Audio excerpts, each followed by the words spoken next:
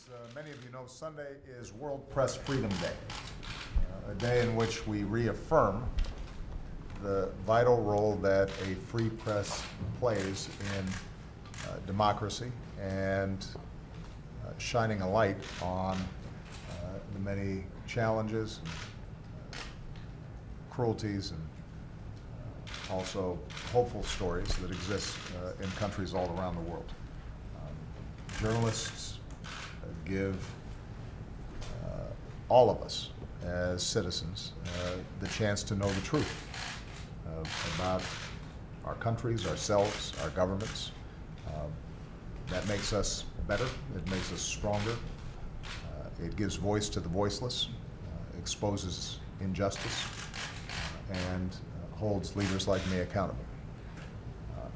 Unfortunately, in too many places around the world, a free press is under attack by governments that want to avoid the truth or mistrust the ability of citizens to make their own decisions.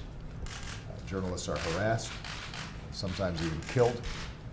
Independent outlets are shut down, dissent is silenced, and freedom of expression is stifled.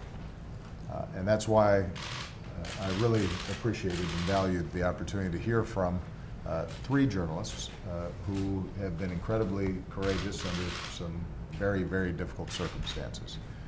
All three are from countries that severely restrict the freedom of the press. All three have been detained or harassed in the past.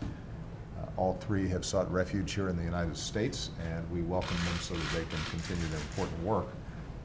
Just very briefly, I want to mention them. We have Fatima Tsvetsova, who is from Russia.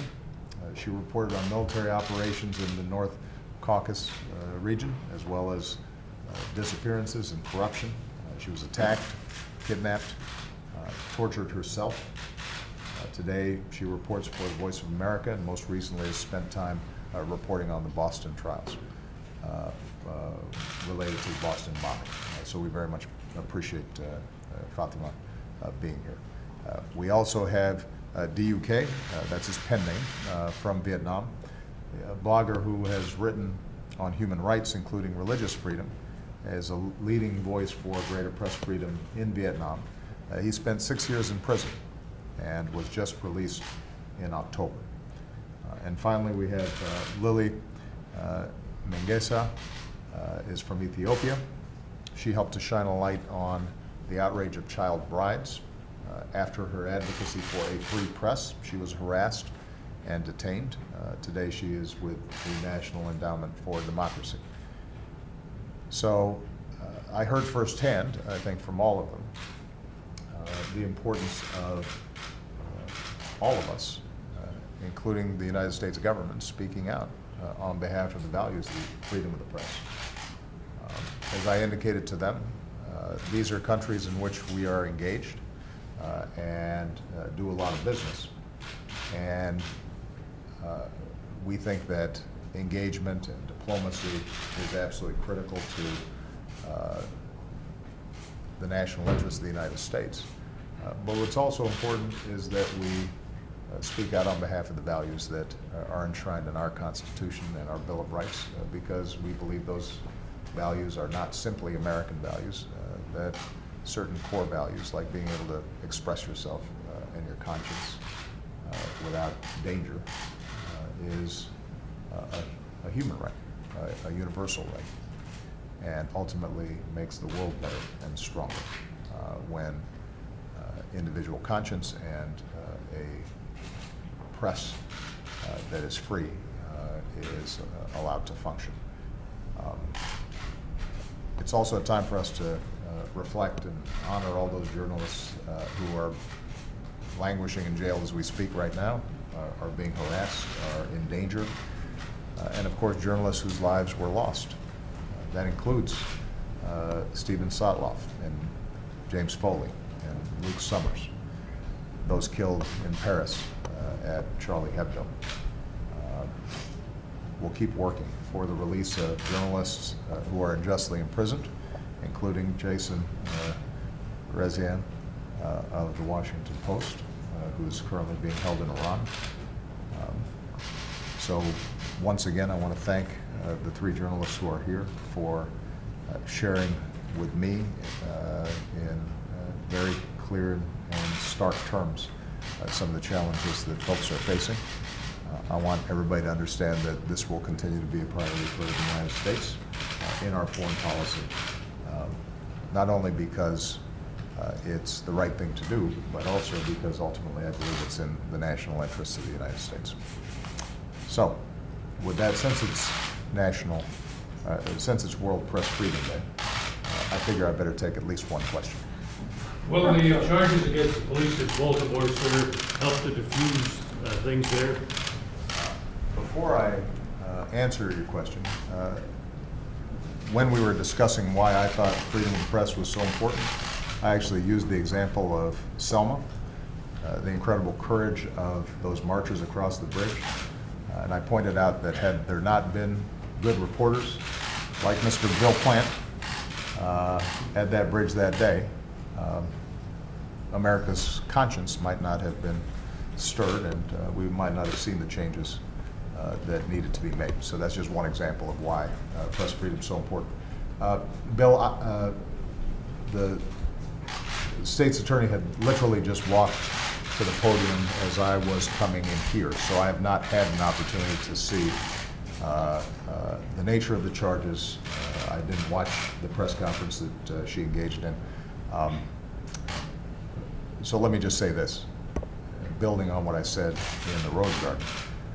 It is absolutely vital that the truth comes out on what happened to Mr. Freddie Gray.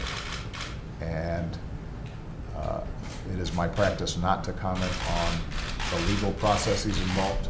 That would not be appropriate. But I can tell you that justice needs to be served. All the evidence needs to be presented. Those individuals who are charged obviously are also entitled to due process and rule of law. And so I want to make sure that our legal system runs the way it should. And the Justice Department and our new Attorney General is in communications with Baltimore officials to make sure that any assistance we can provide on the investigation is provided. But what I think the people of Baltimore want more than anything else is the truth. That's what people around the country expect. And to the extent that it's appropriate, this administration will help local officials get to the bottom of exactly what happened. In the meantime, I'm gratified that we've seen the constructive, thoughtful protests that have been taking place, peaceful, but clear calls for accountability, that those have been managed over the last couple of days in a way that's ultimately positive for Baltimore and positive for the country.